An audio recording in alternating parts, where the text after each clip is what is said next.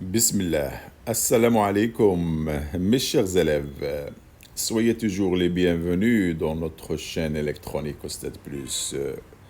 Vous êtes toujours avec le professeur de physique-chimie, monsieur Azdin El-Minawi. Alors, dans cette vidéo, on va voir la correction de l'exercice de l'électricité qui est un exercice de bonus. Bien sûr, de l'examen expérimental numéro 2. Alors, je vais vous présenter cette correction avec une solution très bien détaillée. Marhaban. Je reprends comme toujours vous donner l'exercice, comme vous voyez, bonus plus un point. Mais on peut le considérer comme un exercice de l'examen. Alors, il s'agit de l'émission et réception d'un signal modulé. Et donc, cela veut dire que vous allez voir la modulation et la démodulation d'amplitude. Alors, comme vous voyez, pour transmettre un signal S de T, donc le signal modulant, c'est S de T, on utilise un multiplieur, le voilà.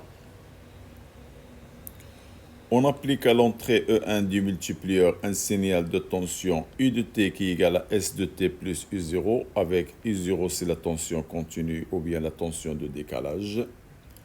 Donc vous voyez, dans l'entrée numéro 1, on fait entrer une tension qu'on a nommée U de T qui est égale au signal modulant plus la tension U0. U0, voilà.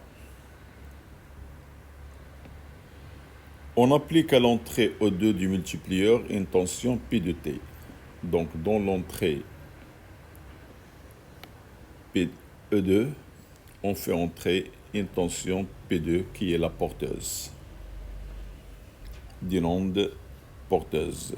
Bien. On obtient à la sortie S du multiplieur la tension modulée en amplitude US de T telle que. Donc, à la sortie, c'est-à-dire en ce point-là, on obtient une tension US de T telle que US de T égale à cette expression. Bien. Donc, c'est le principe de la modulation. Et dans notre cas, on va faire la modulation d'amplitude. Alors, dans la première question, on vous demande de montrer que la modulation d'amplitude obtenue est bonne. Donc, n'oubliez pas que vous avez une donnée. Voilà. Très bien. Je reprends les données. Donc, à l'entrée E1, on a une tension E1 qui est égale à S de T plus E0. Et sachant que S de T, c'est le signal modulant qui a une amplitude SM et une fréquence Fs, plus la tension de décalage qui est U0. Et pour la porteuse, donc il a une amplitude PM et une fréquence F de P. Ça s'écrit PM cos de P Fp de T. Alors on vous a donné à la sortie que la tension, le signal modulé US de T égale à cette expression multipliée par cosinus. Donc ça c'est l'amplitude du signal modulé. Bien. Alors, la question. Montrez que la modulation d'amplitude obtenue est bonne. Or, on sait que à la sortie US, il est égal toujours à une constante, qui est une constante de proportionnalité, multipliée par la tension à l'entrée E1, multipliée par la tension à l'entrée E2. Eh bien, U de T, c'est bien cette expression. P de T, c'est bien cette expression. Alors maintenant, je vais éloigner le PM à côté de K, la voilà. et je vais faire sortir le I0 à l'extérieur. Je multiplie par 1 et je divise par I0 pour l'écrire autrement. Donc, ça, c'est l'écriture théorique. Sachant que ce rapport-là, il représente M, le taux de modulation. Alors, par analogie avec l'expression qu'on vous a donnée dans le texte. Alors, ce coefficient, il doit être égal à A. Le 1, le voilà. Alors, le cosinus de pi, alors ce cosinus-là, son coefficient, c'est bien là. C'est 0,6. Et pour le cosinus à l'extérieur, voilà, avec son angle, le voilà. Alors, si je compare maintenant l'expression 1 avec l'expression 2, je peux déduire que le m qui est égal à Sm sur I0 est égal à 0,6. Et si je compare l'angle du cosinus à l'intérieur avec celle-ci, je peux déduire que 2πf égale 4/10 à la puissance 4.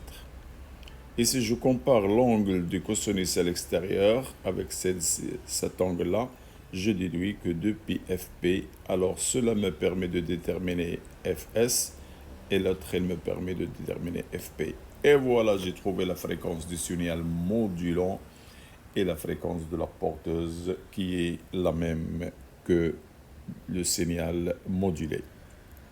Eh bien, qu'est-ce qu'on a constaté avec cette comparaison? Que le M, il est inférieur à 1. Et le Fp, il est très supérieur à Fs. Exactement, il dépasse 10 fois Fs. Donc, dans ce cas-là, les deux conditions, ils me permettent de dire que la modulation d'amplitude est bonne. Voilà, c'est comme si on reprend le cours. Alors, la deuxième partie. Voilà, j'ai repris la deuxième partie du texte ici. La démodulation d'amplitude est réalisée à l'aide du montage de la figure 5. Voilà la figure 5. Donc, comme vous voyez, on vous a présenté la partie numéro 1, la partie numéro 2 et la partie numéro 3. Ce sont des filtres. Ce sont des étages. Alors, regardez le premier étage. Regardez le deuxième étage. Et le dernier. Alors, on a une bobine utilisée là, d'inductance L' égale et de résistance négligeable. Et ce condensateur, il est réglable. Donc, on va régler sa capacité en deux valeurs, C1 et C2. Et le conducteur ohmique utilisé, c'est-à-dire dans la partie numéro 2, j'ai un dipôle RC qui est en parallèle. Alors, ce R-là, il est donné 30 kΩ. Ce sont des données. Bien. Alors, la question. Montrer que l'utilisation de la bobine B, c'est-à-dire d'inductance L' donnée, dans le montage permet à la partie numéro 1 du montage de sélectionner le signal modulé US de T. Je reprends encore. On va montrer que l'utilisation de la bobine B' d'inductance qui est donnée et de résistance négligeable bien sûr dans le montage, elle permet à la partie numéro 1 du montage la sélection du signal modulé US de T de fréquence Fp qu'on l'a déjà déduit dans la première question. 10 à la puissance 5, c'est 110,3, c'est-à-dire 100 kHz.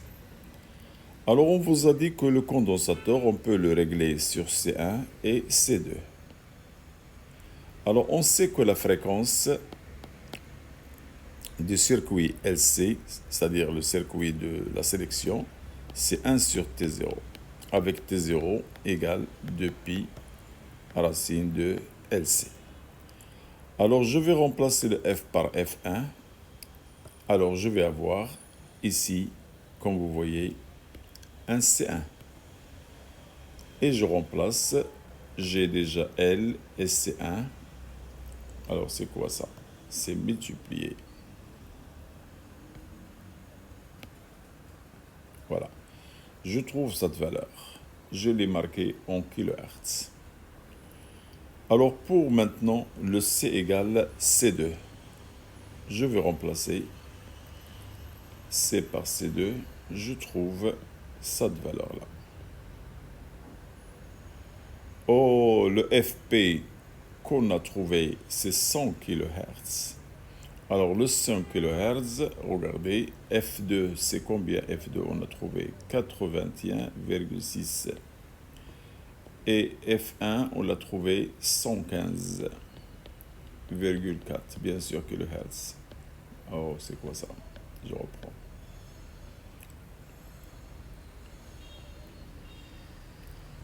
Voilà. 4 kHz. Alors, le FP qu'on a déjà trouvé, alors où est le FP? La voilà. C'est 10 à la puissance 5, c'est-à-dire 100 kHz. Alors, FP, elle est comprise entre F2 et F1. Donc, on peut capter cette onde ou bien ce signal modulé. Je peux l'écrire aussi FP compris entre F2 et F1.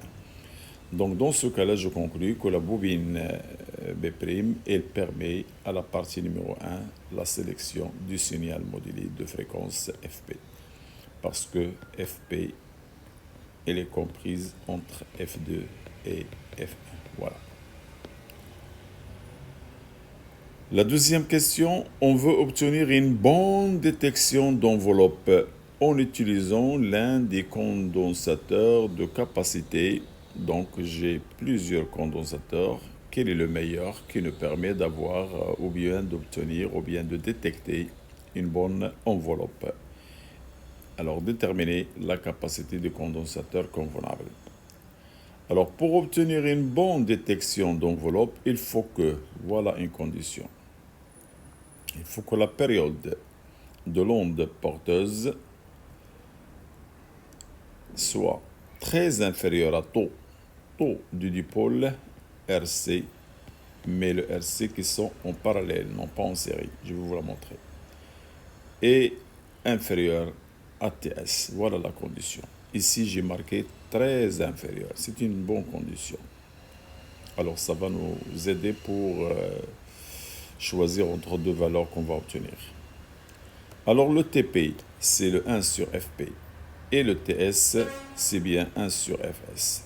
Et le taux, c'est RC. Alors je vais vous montrer le circuit. Le voilà. Ce circuit-là. C'est-à-dire de la partie numéro 2. Le R et le C. Et non pas le R et le C de ce circuit-là, de la partie numéro 2. La partie numéro 3. Donc je pars du numéro 2. Donc le C1. Alors voilà, je vais remplacer.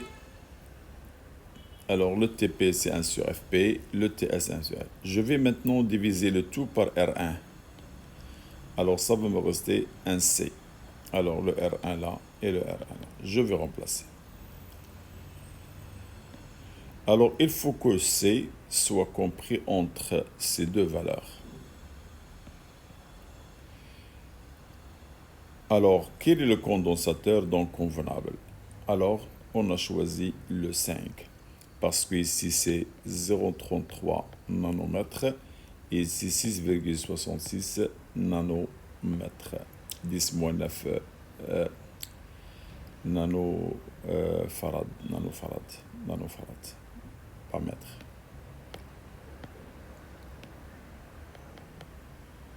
Parce que nanofarad, c'est 10-9 farad. Voilà. Alors, le condensateur convenable, c'est celui qui a la valeur 5, parce que 5, il est compris entre 0,33 et 6,66. Alors, regardez la remarque. Il y a aussi le 0,5. Ah, le 0,5, il est aussi inclus. Mais regardez ce signe-là, très inférieur, alors que 0,5, il est très proche de 0,3. Donc, il n'est pas trop loin. Donc, C, il doit être trop supérieur à 0,33. Donc pour cela, on a exclu le 0,5 et on a pris le 5 parce que 5, il est très proche de 6. Voilà comment on a choisi la bonne réponse. Mes chers élèves, on est arrivé à la fin de la solution de la modulation et la démodulation d'amplitude. Vous pouvez voir la suite de la solution de l'examen expérimental, c'est-à-dire de la mécanique, dans la vidéo prochaine.